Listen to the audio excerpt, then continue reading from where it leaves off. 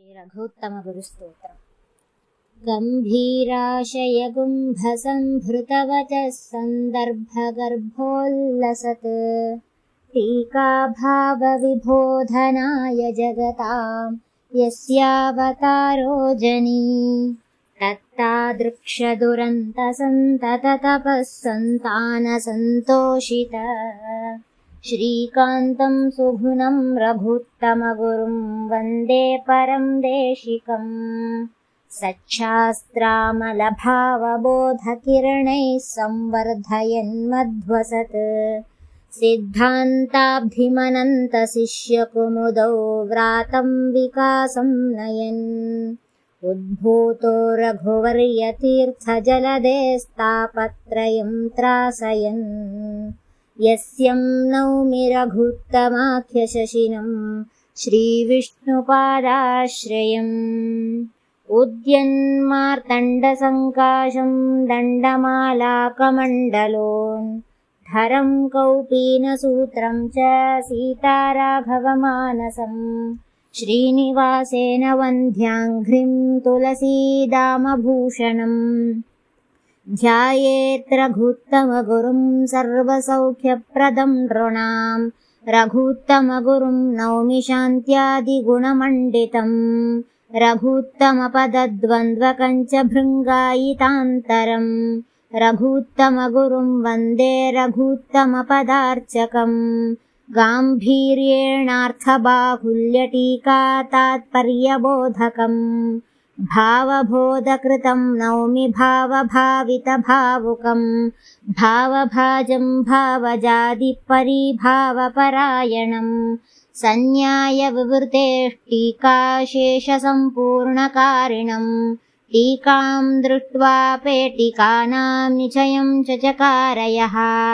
प्रणेयमणिमालानां स्थापनाय महामतिः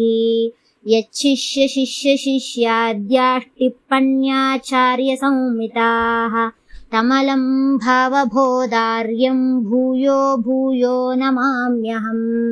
शुकेन शान्त्यादिषु वाङ्मयेषु व्यासेन धैर्येऽम्बुधिनोपमेयम् मनोजजिद्यां मनसां हि पद्या रघुत्तमाख्यं स्वगुरुं नमामि। राम राम तव पादपङ्कजं चिन्तयामि भवबन्धमुक्तये वन्दितं सुरनरेन्द्रमौलिभिर्ध्यायते मनसि योगिभिः सदा पिनाकिनीरसञ्जुष्टदेशे वासमनोरमम् पिनाकि पूज्य श्रीमध्वशास्त्रवार्धिनिशाकरम् पञ्चकैर्भावबोधाख्यैर्ग्रन्थैः पञ्चलसन्मुखैः तत्त्वविज्ञानकैस्तानामुपमेयं पिनाकिना गाम्भीर्ये सर्वदुर्वादिगिरिपक्षविदारणे विषयेषु विरागिद्वेषोपमेयं पिनाकिना धरणे भगवन्मूर्तेर्भरणे भक्तसन्ततेः विना विना चोपमेयं मेयं तत्त्वप्रकाशने गुरुद्वेऽखिललोकानां प्रदाने भीष्टसन्ततेः शिष्येभ्यस्तत्त्वविज्ञानप्रदाने परमं गुरुं सदाररामपादाब्जसदारतिसुधाकरं सदारिवेधने विष्णुगदारिसदृशं सदा रघुनाथाङ्घ्रिसद्भक्तौ रघुनाथानुजायितं रघुनाथार्यपाण्युक्थ रघुवर्यकरोदितं वेदेशार्चितपादाब्जं वेदेशाङ्घ्र्यब्जपूजकं